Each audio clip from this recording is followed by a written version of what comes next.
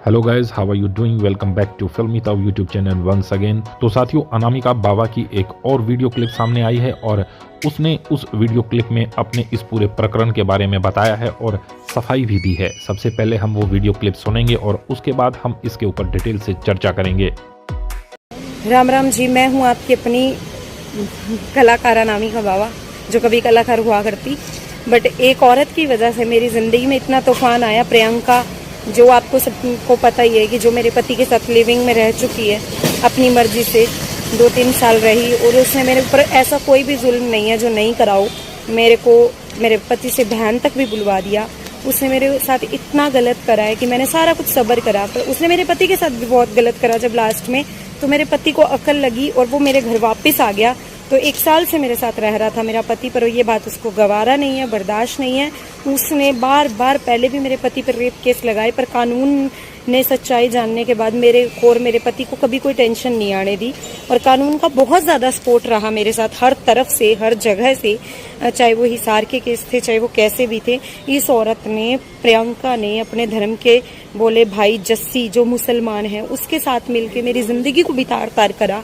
मेरे साथ ब्लैकमेली करी, मेरे साथ मेरी फ़ोटो को वायरल करा।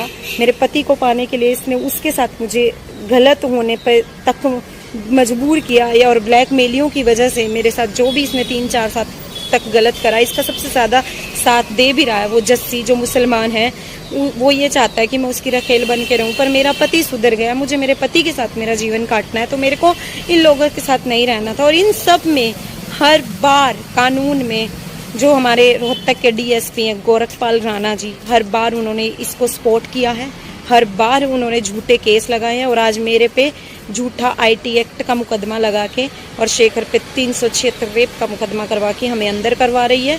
और अगर मैं अंदर चली जाती हूँ, अगर आप लोगों को लगता होगा कि मैं सही हूँ और मेरी हर बात में सच्चाई थी, आप लोग सोशल साइट से हमेशा मैं जुड़ी रही हूँ, अपने दुख को लेकर भी और अपने सुख को लेकर भी, तो मुझे सपोर्ट करना, मुझे पब्लिकली सपोर्ट देना, क्योंकि इस औरत ने बहुत गलत करा है। ऐसी 2 कौड़ी की रंडियां जो हैं, पहले मर्दों को प्यार के झांसे में फंसाती हैं, फिर मर्दों पे केस लगाती हैं, फिर उनकी बीवियों को भी फंसाती है। सभी मर्दों को, शादीशुदा को यही सलाह देना चाहती हूँ कि ऐसी रंडियों के झांसों में मत आओ, बाद में आपकी ज़िंदगी नरक हो जाती है।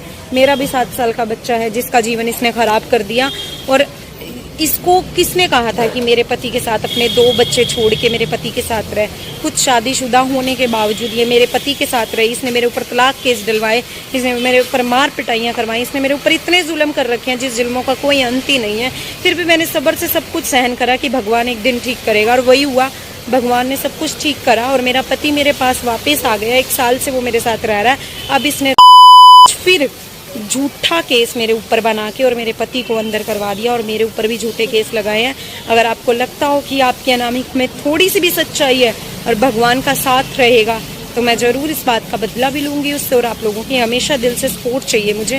और मेरे अंदर जाने के बाद मेरा मासूम सा बच्चा है। उम्मीद करती हूँ सभी अपना धर्म निभाएंगे, सच्चाई का साथ देंगे। अगर आप लोगों को कहीं भी ये लगता होगा कि मैं गलत हूँ, तो मेरा बिल्कुल भी साथ मत देना। पर अगर आपको लगता हो कि मेरा इसमें कोई कसूर नहीं था, जो इसको मैंने पहले दिन ये समझा दिया था कि मेरा पति है, अश्क में पागल मत हो, ठीक है? तो इस औरत ने मुझे और मेरे पति को बर्बाद कर दिया। और आप देख लेना, आपके हाथ में फैसला है, सच्चाई की जीत होगी या फिर एक प्रॉस्टिट्यूट की जीत होगी।